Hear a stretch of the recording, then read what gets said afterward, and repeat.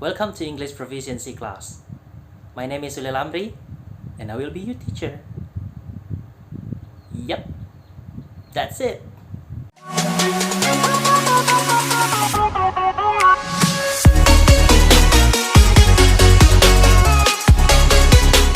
Okay, now that you are in high school, and it's a new life for you, and it is same old and boring life for me. That I've been in high school before, and I don't really like it because back in my days there is no Wi-Fi. So now we're going to talk about the first meeting in the English proficiency class.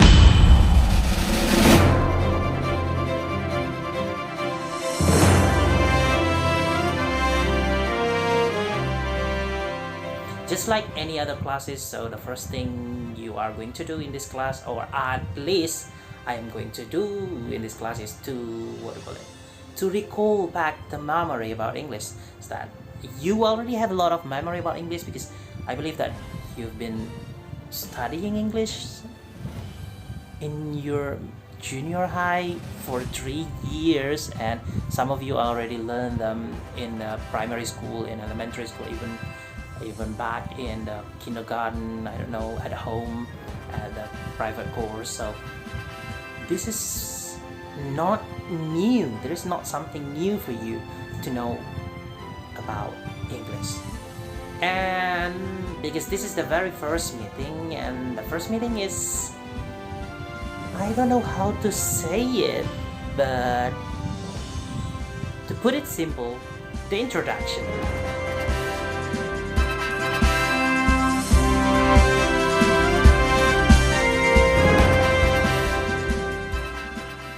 Alright, talking about introduction or oneself introduction or introducing yourself, there are many terminology about that. And the thing you are going to the thing that we need to understand is that there are three kinds or three types of self-introduction. The first one is the formal introduction, which is obviously in the formal situation, like in a formal meeting, in a seminar, in a debate competition, in a speech, or yada yada yada, many things. That is obviously formal in a flag ceremony, for example. So you have to introduce yourself in the formal way by using formal English terminology. And the second one is it's semi-formal.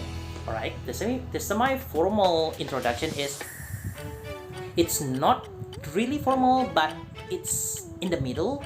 So it's like you are emceeing for an occasion, and even that is not too formal but also not too casual. So you need to use the semi-formal introduction. And the final one is the non-formal introduction, also called the casual.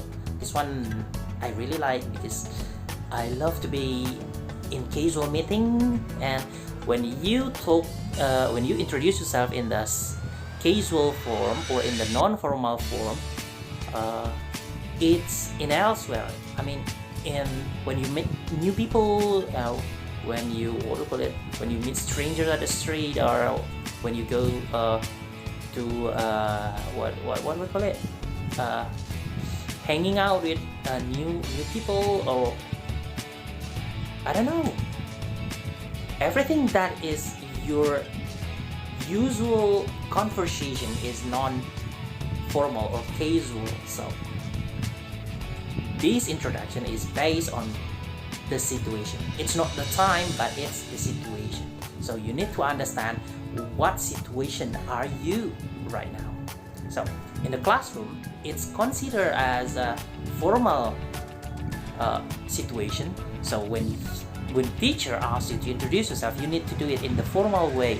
But some classes are not really formal, but in the middle, when you have a formal and a casual but not too casual. So semi-formal is allowed in the classroom, but in most of the school occasion, it's a formal situation.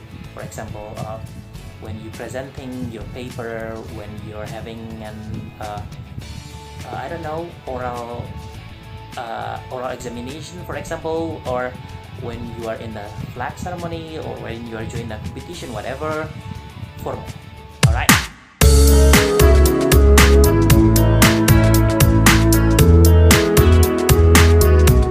And the thing that you need to understand is that when you are having an introduction, or when you're introducing yourself, you don't need to put every information in it. You don't need to put every information about yourself. I mean, people obviously wanted to know your name, so when you introduce yourself, don't forget to introduce your name.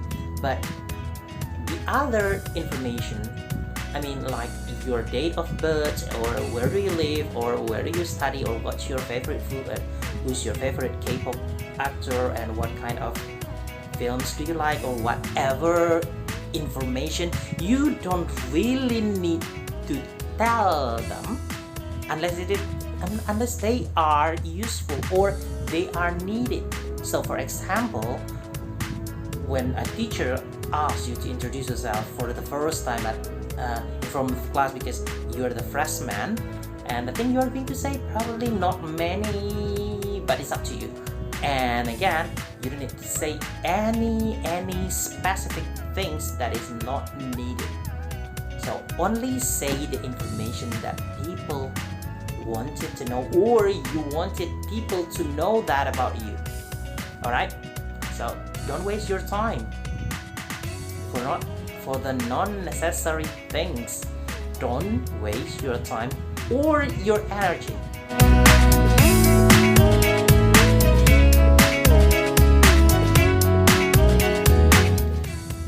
For the formal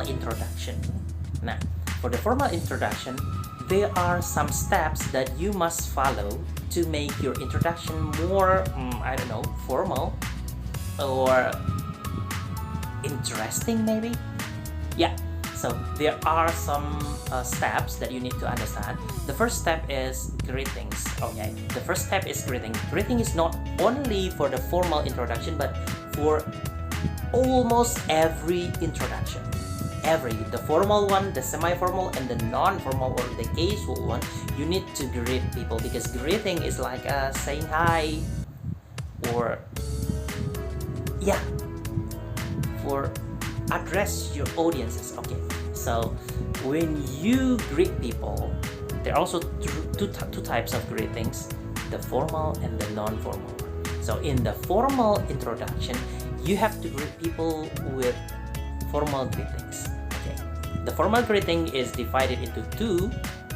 The first one is the things that you need to consider the time, and the second one is the things that you don't really need to consider the time, but you can use it all day and night long.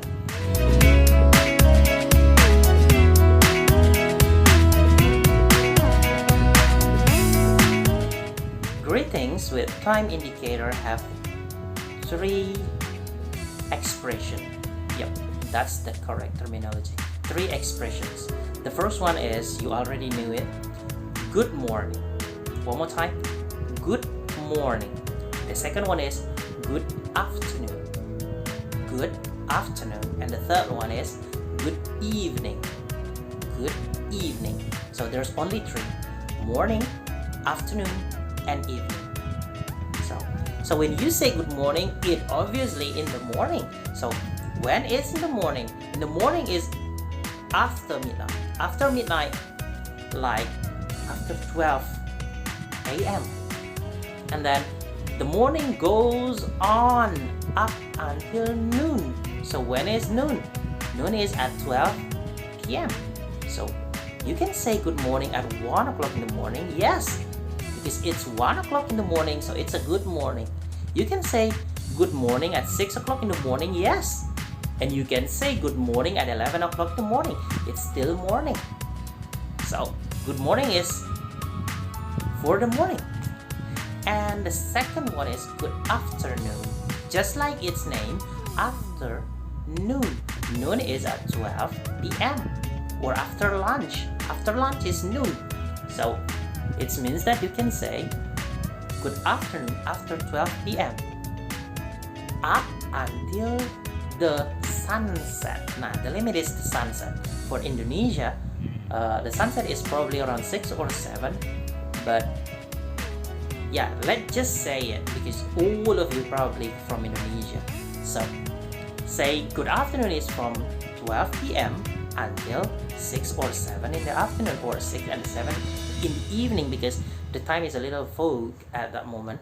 So what happened after that? What happened after sunset? What happened after 6 or 7 p.m.? Now you can say good evening. Now evening means after sunset. Evening means night. Now simply when we say in the evening, it's dark. It's dark out there, so it must be evening. And you can say good evening at 8 p.m., 9 p.m.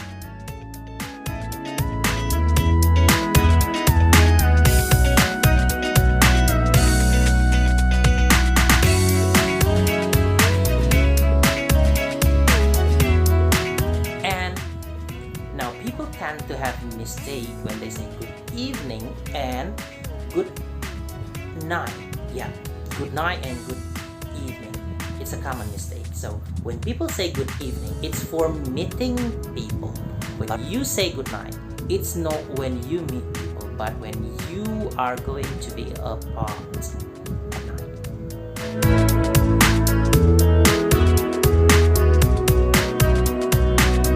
For greetings that you don't need to consider about times, there are 2 types of formal greetings, and the first one is hello, and the second one is hi. Yeah, that's just 2. So there are 5 types of formal greetings, only 5. Good morning, good afternoon, good evening, hi, and hello. One more time. Good morning, good afternoon, good evening, hi, and hello.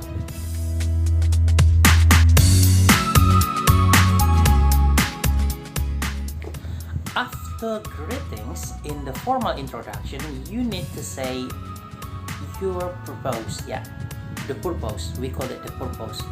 And it's not only for introduction. It is for the most of formal talks. You need to say your purpose. What are you going to say after you greet people? So this one, your purpose is to introduce yourself. So here are some expressions that you might need to practice. The first one is I would like to introduce myself. Okay, remember, I would like to introduce myself. One more time. I would like to introduce myself. And the second one is I will introduce myself. I will introduce myself. And the third one is I want to introduce myself. So it's always and. They always and with introduce myself. So what is the meaning of introduce myself? Introduce means introducing, memperkenalkan myself. So I can say I would like to introduce myself. Saya ingin memperkenalkan diri saya. That's it.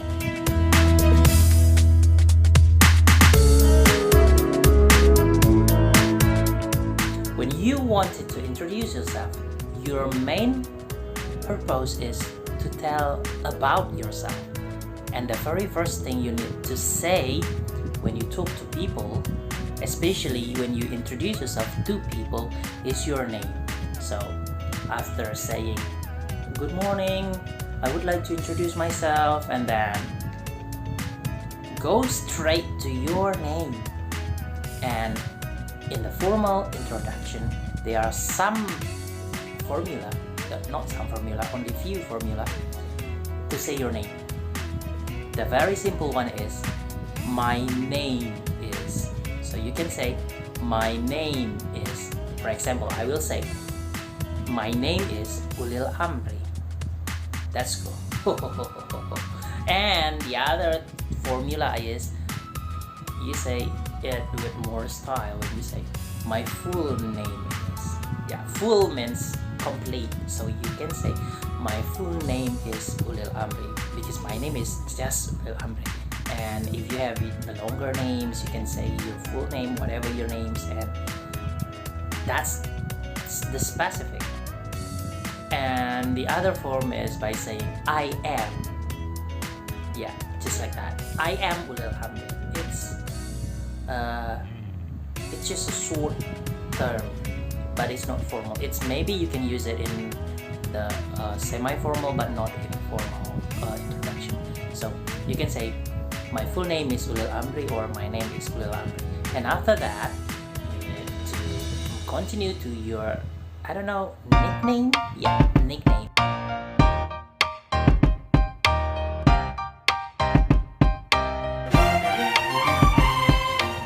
After saying your name, the next thing is how people address you. Nickname. Nickname is how people address you. So, for me, for example, my name is Ulil Amri. You can call me Ulil. But for you student, I will say my name is Ulil Amri, and you can call me Mr. Ulil or Mr. U, Mr. U.